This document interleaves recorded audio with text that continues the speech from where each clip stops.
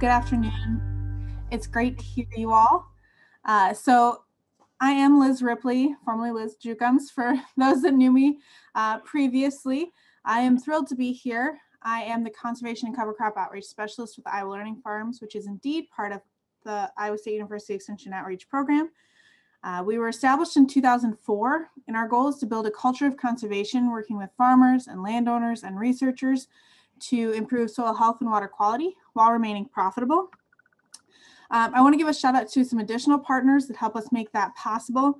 They include the Iowa Department of Agriculture and Land Stewardship, the Iowa NRCS, the Leopold Center for Sustainable Agriculture, the Iowa DNR, US EPA Section 319, Conservation Districts of Iowa, the Iowa Farm Bureau, Practical Farmers of Iowa, Growmark, Iowa Agriculture Water Alliance, Iowa Corn, and the Iowa Nutrient Research Center. So I'm pleased to share with you a project that is part of the Conservation Learning Group. The Iowa Learning Farms has helped lead and create the Whole Farm Conservation Best Practices Manual. So where this started was with a grant issued by the USDA NRCS to help create consensus and recommendations for various conservation practices, both in the field and edge of field, so that there is a place for folks to go for easy to follow recommendations that are consistent across these various organizations. So all of these partners listed here are part of this grant. So that does include Iowa State University Extension and Outreach, Iowa Learning Farms, Practical Farmers of Iowa, the Iowa Soybean Association, who sponsored today's presentation, the Iowa Agriculture Water Alliance, and the Conservation Learning Group. So this manual was a work in progress. It started as a small group discussion with representation from those different organizations. I was on it, as well as Jamie Benning, Mark Licht, and Matt Helmers from ISU Extension and Outreach, Kevin Kuhn from the NRCS, Jim Jordahl from IAWA, and Sarah Carlson from Practical Farmers of Iowa. And we also brought together summits. So we held multiple summits, groups of 10 to 25 people, depending on their expertise in the topic. And we brought together, again, experts from Iowa State, Practical Farmers of Iowa, Iowa Soybean, IAWA, NRCS, and the USDA Agricultural Research Service, because a lot of those folks have been looking into some of these practices for 30 plus years, and we really wanted to get their input as well. From there, we turned it over to a writing team to take all this great information that came out of those summits and create and design, then with the design team's help, the great manual that you see here. So we're going to proceed with how this all came together here in just a moment. So I just want to note that the link to this manual is available in the chat box. It's free to download. I'll highlight that again a little bit later and where you can find that. So how we got to this point was that small group that I mentioned earlier met and identified recommendations that exist already around these practices, so that we could use that as a starting point for discussion as to where any discrepancies may lay or where we're already in consensus. We developed the scope and scale for what this manual is designed for. So as we went into these summits, it was agreed upon that those that are using this manual are farmers and landowners who've already decided to adopt some sort of conservation. They might not know exactly what, but they're looking to adopt conservation on their farm. It's designed for folks with 0 to 3 years of experience with each of these practices. And ultimately, the goal is to limit risk and lead to success, because we know that those first 3 years are really important when it comes to continued use and success with that practice. So that's where we started from when we developed this manual. From there, we convened summits. So we had 4 of them in total. Each summit had 2 note takers and an audio recording, because we really wanted to make sure we captured all the great discussion and had that relayed here in this manual. We wanted to evaluate those current recommendations, as I mentioned, that the small group laid out, and come to a consensus where discrepancy exists. So, for example, when we met for the cover crop summit, we sent out a Qualtrics survey to all the summit attendees to figure out where we already had consensus. So maybe it was something around like what the seeding rate or seeding date should be. Now, that certainly wasn't one where consensus already existed, but it did let us know that that's something we needed to focus on when we met in person, because we really wanted to respect everyone's time. We set these up for about 2 hours, so we only focused on those where maybe recommendations didn't line up, and we had great discussions so that we could come to an ultimate consensus. And one thing that also came out of this is not only recommendations, but in this manual, we also have a glossary of terms, which came to be really prevalent in the cover crops discussion, because a lot of times overseeding and interseeding, for example, are used interchangeably, but they mean different things. Whereas interseeding is what's happening earlier in the growing season, usually around V6, we sow in corn, whereas overseeding is what's done later in the year, typically by an airplane or maybe a high boy into the crop that's already, finishing its production for that year. So that's one thing that also came out of here, is just clarification of terms, so that when you're looking at these recommendations and you want to know, what do we mean by overseeding, you can refer to that glossary. We have a more detailed description of what that is. So we did have summits. Again, mentioned cover crops already, but we focused on also in-field no-till, strip-till, and diverse rotations, as well as edge-of-field practices. And those included denitrifying wetlands, bioreactors, saturated buffers, and controlled drainage. So from May to September of last year was the writing process of the manual. Again, we had a lot of great notes, a lot of audio recordings that needed to go through to pick out where that consensus ended up, and developing decision trees, which we'll explore a little bit later in today's presentation. So we'll take a dive into what those decision trees look like. From there, we also had a small group review, incorporated revisions, sent it out for design and professional editing. And then we piloted the decision trees with farmers at our cover crop boot camp that was held in December of 2019. Had a chance for summit participants to review it. And ultimately, this book became available kind of right as everything was shutting down in March. But the good news is that it is available as a free download from the ISU Extension store. And again, that link is available in the chat box. So you can find it there. If you would like a physical copy, you can request that from the Extension store and pay shipping. Also, if you're listening to today, I'll provide my email at the end, and you can certainly shoot me an email and I will send you one in the mail free of charge. So if you're interested in getting a hard copy of this manual, feel free to just email me and I'll get that sent out to you by the end of this week.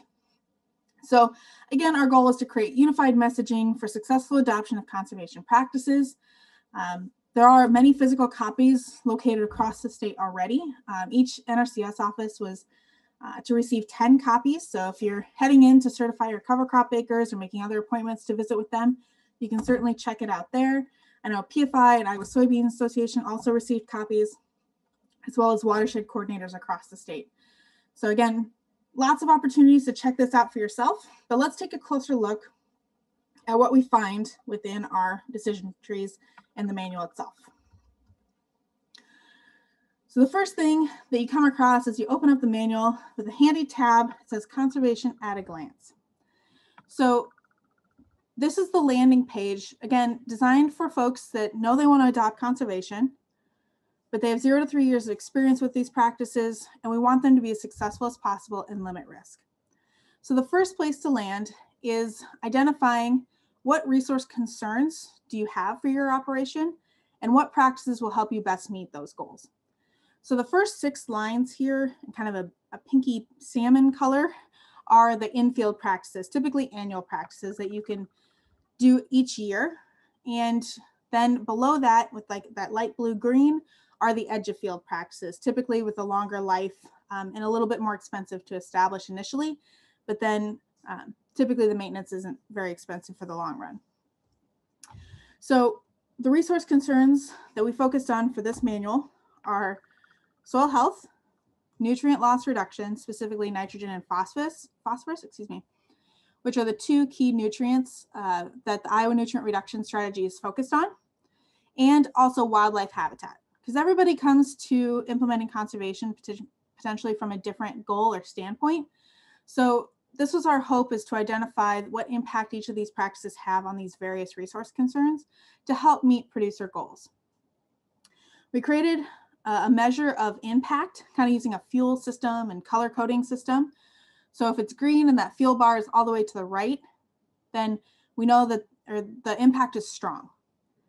Not only that, we wanted to identify our level of confidence in that impact. So you'll notice that there's also colored check marks next to each of these fuel bars. And that lets you know whether or not, do we have scientific consensus? Are there multiple research studies that have looked into this and have come to the conclusion that, yes, this practice has a strong impact or a medium impact on that potential resource concern? Maybe there's only a couple studies, or maybe it's just anecdotal evidence. So one of the things that not only came out of those summits was this manual, but also identifying areas of potential research where we need more information so that we can get more green check marks on this table. So we have that scientific consensus to know what impact these various practices have on these resource concerns. So I'm going to jump in first with in-field conservation practices. Again, focusing on tillage management, cover crops, and diverse rotations. Iowa farmers are constantly seeking to lower production costs, protect the environment, and conserve natural resources. Adopting conservation practices works hand in hand with your basic production efficiency goals to meet those overall goals. Lower production costs, protect the environment, conserve those natural resources for generations to come. So the goal of this section is built upon four principles. We want to maintain soil cover, maximize living roots in the soil, minimize soil disturbance, and increase the plant diversity of species that are out there. So these three work together to accomplish those principles. And again, I'm not going to go over everything that's included in this manual. I just wanted to highlight a few of the things. So for example, in the tillage management section, one of the recommendations, or actually a suite of recommendations that came out of that, with some really attractive infographics to help you read through this so it doesn't look like maybe your dishwasher manual. But one of the recommendations, I think regardless of what your tillage management is to use controlled traction to minimize compaction. Ensuring that your residue is evenly spread across your harvest width. So that's a combine setting, especially important when combining corn, so that your corn residue doesn't end up in a narrow swath right behind the combine, but is evenly distributed. Because especially if you're going into a reduced tillage system like no-tiller strip till, having all of that residue in a center swath is going to make it more difficult for your machinery to get through and to interact with that soil. Good agronomic recommendations to base your soil fertility program on composite soil samples. So there's some directions there about, if you're doing strip till, how do you take those samples and injecting P and K. Again, kind of a general good management practice is to follow proper maintenance and planter setups. Knowing that you're going to be dealing with more residue in a reduced tillage system, it's really important to get out of the get out of the tractor, take a look at your row unit down pressure, seeding depth, closing wheel tension to make sure that you're getting that seed to soil contact, that furrow is getting closed, so you can get that goal germination and stand that you're looking for those crops. This next one, again, in a perfect world, soil temperatures are 50 degrees and rising. We have suitable soil temperatures, but that's not always the case. So in this case, as you're thinking about making this transition, maybe it's starting with 1 or 2 fields so that you can hopefully aim for these to set yourself up for the best success as you're learning how to deal with this increased residue and reduced tillage system. And lastly here, scout fields frequently for insects and disease. A plug for your ISU field agronomists like Virgil and Aaron, or working with a private agronomist, so that you're keeping an eye on that. You're treating when you reach threshold, so you aren't having that added expense when you don't need it, and you're also helping prevent some of that potential resistance when spraying every year versus only when you need to. So for cover crops, this is an example of some of the management graphics and information that's included in this section. So from risk management point of view, for crop insurance purposes, there are 4 approved termination methods for cover crops: mowing, herbicide, crimper rolling, and tillage. So again, we return back to that success rate and confidence level. If you're in a non-organic system, herbicide is the most commonly used and successful termination method that's currently available to us. In an organic system, your mower and roller crimping would be your next best options. And while it's an approved method, tillage was not something that the group encouraged or recommended for a couple different reasons. One is that it can create a really rough seed bed, which it can make it hard to get the germination and stand count that you're after. And also, it can eliminate some of those soil health benefits that the cover crops were providing. And my personal analogy for trying to till something like an overwintering cover crop like cereal rye is essentially you're angering the Hulk. Cereal rye is already green. By doing tillage, you just make it angry. And it can make things really difficult. I've seen it in cases where the tillage not only made it difficult for planting, but those root balls persisted and made it difficult to harvest the soybeans in the fall. So tillage is not a recommended termination method from this group in this manual, but just knowing that it is an approved termination method from risk management. So knowing that herbicide is the most common termination method, again, these recommendations are folks with 0 to 3 years of experience. So if you yourself have been using cover crops for a while, or your clients have been using them for a while, these may seem a little, on the reserve side. But again, we're trying to reduce risk and have success in those first years. So the recommendation is to terminate, in this case, an overwintering species like cereal rye ahead of corn 10 to 14 days before you're planting or before it reaches 8 inches tall. So depending on our spring weather, you may hit the height or you may hit the day before planting time frame first. So that's why they're both there. Ahead of soybeans, recommending 3 to 7 days before planting or before it reaches 12 inches tall. Recommended to use a full rate of glyphosate on days that are warmer than 60 and nights above 40. So again, if the cover crop is living, it's more quickly taking up that herbicide and it's going to die a little bit quicker. If conditions are a little colder, give it a couple more days to see if it's really terminating before going out and doing a second pass. Just knowing that plant may be taking up that herbicide a little bit slower. The group recommended avoid using high amounts of ammonium sulfate or urea ammonium nitrate mixed with that glyphosate. And also, general recommendation to always read and follow your herbicide label instructions. So you can always check out, I know Bob Hartzler and Megan Anderson always do a good job with spring termination timeliness on the Integrated Crop Management blog. So you can always refer back to that as well each year as you're getting closer to that spring termination for a quick reminder, as well as what's here in the manual. Lastly, for cover crops in particular, this is something that we spent a lot of time discussing as well, and that's the nitrogen management for corn following cereal rye. So the consensus was to move nitrogen application to the spring after cover crop termination, so it's not tied up in that cover crop. It's more readily available to that corn. If your planter is set up to allow for starter fertilizer, using 20 to 30 pounds as you're planting can be beneficial. However, it's not required, so you don't need to go out and invest in new equipment, but just something to consider if you've already got the ability to do so. And ultimately, there's no need to adjust total nitrogen rates following a winter cereal grain cover crop. So it's recommended that in all of these practices, the underlying recommendation is to follow the maximum return to nitrogen, or MRTN, for good nitrogen management, because it doesn't pay, if you're thinking about remaining profitable, it doesn't pay to over-apply your nitrogen if the crop's not going to be able to use it. It's an additional expense, it's not needed, and it can potentially leave the system and create and contribute to the water quality challenges that we face here in Iowa.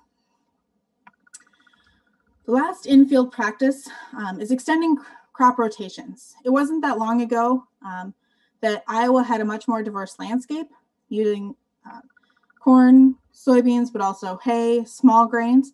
So there has been a recent pull and desire to kind of integrate more of these diverse rotations back on the landscape from a risk management standpoint, but also from a conservation standpoint. So we had a good discussion to try and bring some of this knowledge that, unfortunately, maybe it's been lost as generations have changed on the farm and small grains have left the rotation, as to how to be successful with these. And here is what one of the decision trees looks like. So the big thing for small grains and integrating them into your system is determined by where your farm is located. So for example, my parents' farm in Northeast Butler County, which is definitely north of I-80. So in this case, for my family, we'd end up on the right side of this tree because we're north of I-80. If next year's crop is going to be corn, the recommendation is to spring drill oats at 80 to 90 pounds. If it's soybeans and I can't get it drilled before October 1st, which would allow me to do winter rye, again, I'm better off seeding in April with those oats. Similarly, if you're south of I-80, there's a cutoff date that the group agreed upon that if you can't get it drilled before then, you're better off waiting and seeding those oats in the spring. There's additional management recommendations for small grains, just like some of the ones I shared for cover crops and tillage management located earlier in the manual. But I just wanted to give you a snapshot of how this all plays together, these decision trees and how they work with these management recommendations. So I just want to take a quick pause, let you know that at any time, if you want to ask any questions, feel free to open up that chat and submit them there. And I'll be happy to answer those later in the presentation. But if something's come up and you already have a question and you don't want to forget it, feel free to get that entered in. So for edge of field conservation practices, the manual goes through and identifies how each of these practices function on the landscape, what some of their requirements are in terms of their footprint, maybe soil types or locations on the landscape to have them be as successful as possible. So I wanted to also show you what these decision trees look like. They're a little bit different than the in-field practices because we developed two versions of for every practice. One is designed for decision makers, farmers and landowners, to help figure out maybe which practice will work best on their landscape and kind of what are some of the basic requirements for that practice. So example, for a saturated buffer, first question that the landowner needs to decide is whether or not they have an existing buffer that's 30 feet wide or if they're willing to install one. Yes, then are there any surface intakes? Yes or no, and from there you can figure out whether that practice may or may not work on your landscape. We also created decision trees for conservation professionals, and these contain a little bit more technical information that's required for these practices to function properly, but also can be very useful for farmers and landowners to take a look at to see, maybe I'm torn between doing a saturated buffer or a bioreactor, which one could work better. This is where we can take a look and see, based on our landscape, based on our farm, how it's working, which one at least can start that conversation with your local watershed coordinator, go into your NRCS office to get more information as well.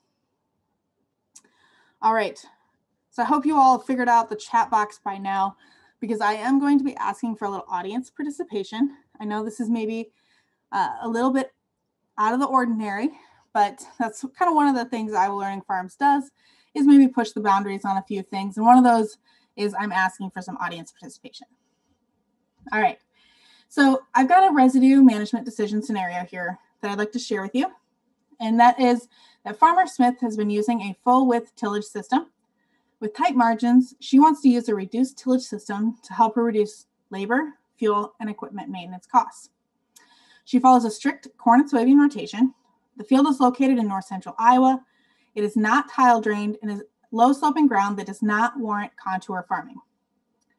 So what tillage management practice do you think would work best for Farmer Smith in the corn phase of the rotation or the soybean phase of the rotation? Maybe they're the same, maybe they're different. But I'll give you about a minute to take a look at the decision tree that's pictured here and let me know what your recommendations are in the chat box. All right, so I've had a few answers of strip till. Jim's gonna do strip till and no till. Yeah, great. Thank you so much for chiming in. So as we work through this decision tree here, especially on the corn side, let's focus on that one first. So we can see from the little graphics at the top, we know we're in a corn soybean rotation that was given to us. So in this case, we have the little soybean plants going to the corn. So which residue management system should I choose when corn follows soybeans? The first question to consider is this field naturally drained or tile drained? So from the description, we know that the field is not tile drained. Is it contour farmed? So because this field has such low slopes, that it doesn't benefit from contour farming. We can also answer no here, and we end up in that strip till, which is what a lot of you submitted in the chat box. Perfect. So if that field had been naturally drained, then, or even with tile drainage, we could consider no-till for those corn. It's even more simple if we look at the soybean phase, right? So we have the corn plants going to the soybean there on the right side of the decision tree. Which residue management system should I choose when soybeans follow corn? No-till. If you're thinking about trying a reduced tillage option, the easiest entry point is to no-till your soybeans. They can handle that residue that's out there. It's a great starting point. There's been research that looked at whether or not soybeans would benefit in a strip till system, and there was no benefit shown, no increase in yield or anything like that for the soybeans in a strip till situation. So again, utilizing no-till for soybeans is a great entry point for reducing tillage. And depending on how you answer some of these other questions on the corn side of things, can help determine whether or not no-till or strip till could be the best fit for your operation. Excellent, thank you. Another potential opportunity to participate. This time, we're looking at cover crops. Okay, so we have multiple cover crop decision trees in there. There's corn, after soybeans, continuous corn, silage. So you can explore all of those within the decision tree. I'm just going to focus on one of them today. And in this case, Farmer Johnson is wanting to use cover crops on a small field near their house, and they came to you for guidance. They utilize a custom applicator for their weed control needs. From your conversation, you've determined the following. This spring, they're going to plant corn. Next year will be corn. Following year will be soybeans. So what do you recommend for each year of the rotation, specifically between crop years 21 and 22 and 22 and 23? So again, go ahead, put those in the chat box. And then if there's any additional factors that should be considered as they're deciding this process, feel free to enter those in the chat box as well. All right. So I'm seeing oats, cereal, rye, oats ahead of corn, rye ahead of soybeans, and an interesting note here of north or south of I-80. And that was definitely something that the summits discussed, is where the recommendations needed to vary based on where we were in the state.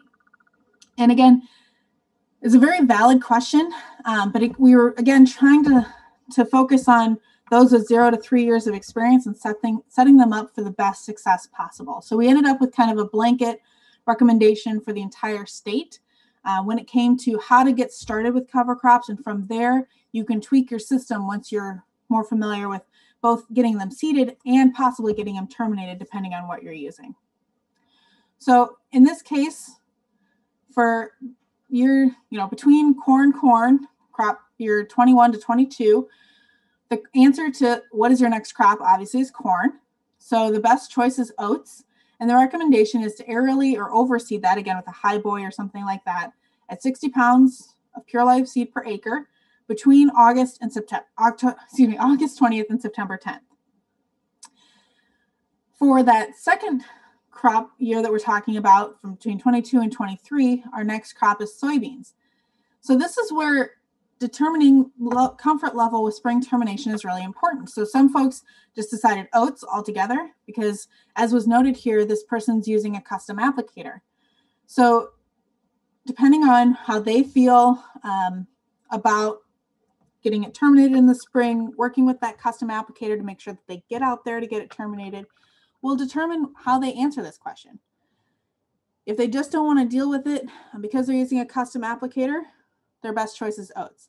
However, a lot of these custom applicators, co-ops and things, are becoming more and more comfortable with cover crops as the acres have grown across the state of Iowa. So it's important to note, to have that conversation if you find yourself in this situation where you're wanting to use cover crops, but you use a custom applicator, to have that conversation with them before you even really decide what it is you're going to plant, so that you know that they have you on their calendar as, we're not only going out to there to spray the pre-emerge, we're going out there to kill cover crops. So if they'd answered yes to this, their best choice is rye. And again, 2 ways of getting that seeded. For wet conditions, it's best recommended to use an airplane or overseeder, like in high boy, between August 20th and September 10th, However, if it's like this year where it's drier, you didn't maybe catch some of those September rains, drilling, if you've got the equipment, you've got the labor to get out there, getting that in before November 1st, drilling, 50 to 60 pounds per acre is a great recommendation. And then all these decision trees encourage you to go back earlier in the manual to take a closer look at those management recommendations, similar to what I shared earlier. All right, it's our last one. This one's focused on edge of field. As a landowner, you are looking to reduce nitrate loss from your field. You have a small 150 by 40 foot area of land near the outflow of the tile drainage system where you'd like the practice to be placed. There's a drainage outlet, or your drainage outlet is 8 inches. There are no surface intakes, and there's no stream or ditch nearby.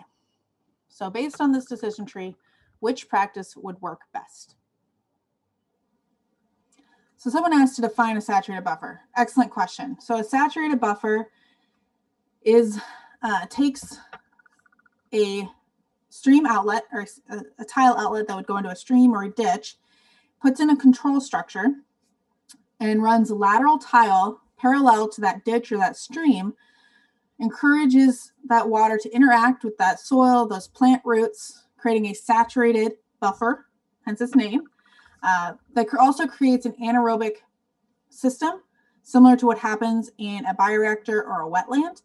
So it's an area that doesn't have oxygen. So those naturally occurring microbes that live in that system will switch from breathing oxygen, much like we breathe in oxygen, breathe out CO2. They'll instead use the nitrate coming from the tile drainage water as part of their respiration process. So then they will actually breathe out N2 gas, which is the majority of our atmosphere. So it's a natural process known as denitrification. It's a way of naturally cleaning the water. Saturated buffers is a fairly new practice in the sense that it now has a technical note and is a cost shareable practice with the NRCS.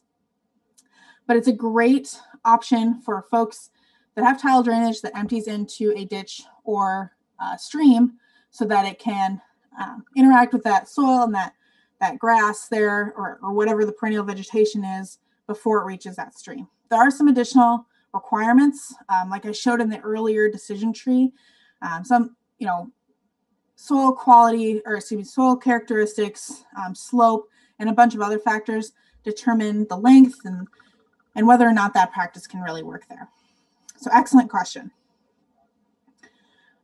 So there's a couple different answers here.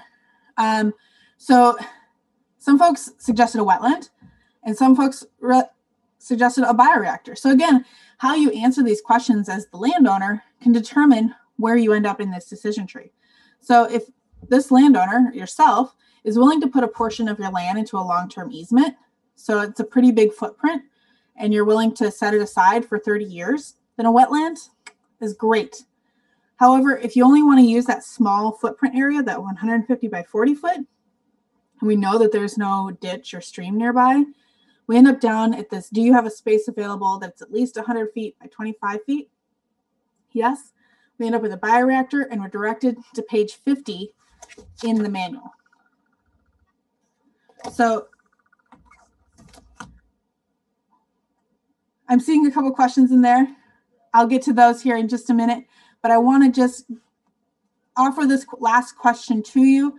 It's something you can answer in the chat box, or again, I'll put my email at the very end.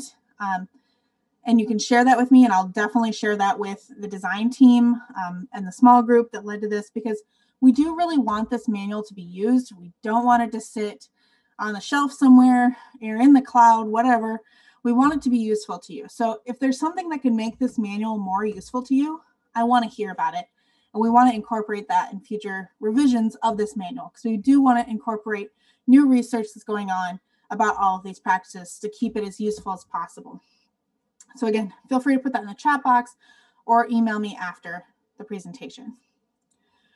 So a few more things. This grant, while it funded the production of this manual, there's so much more to it. We do have some deliverables to deliver the manual, presentations, hosting webinars, things like that. I encourage you, if you don't already, check out our weekly noon webinars from the Iowa Learning Farms. Variety of topics, they're all archived on our website. We're also helping to facilitate farmers' implementation of these practices through hosting field days, cover crop boot camps, etc. We're developing conservation case study training kits. So this will actually be starting to be used this spring in some graduate courses at Iowa State. And we're also developing curriculum for high school and community college agriculture and science instructors. As part of this deliverable, we're also hosting this spring a soil health competition for Iowa State students. So if you know someone that's a currently enrolled Iowa State student that'll be here this spring that's interested in soil health, we're hosting a video competition so that they can show us how they would communicate soil health in a 3 to 5 minute video. More information about it will be coming out in February, but just wanted to put a little plug in there because there are some cash prizes available. So if you know someone that would be interested in participating, be sure to have them check it out.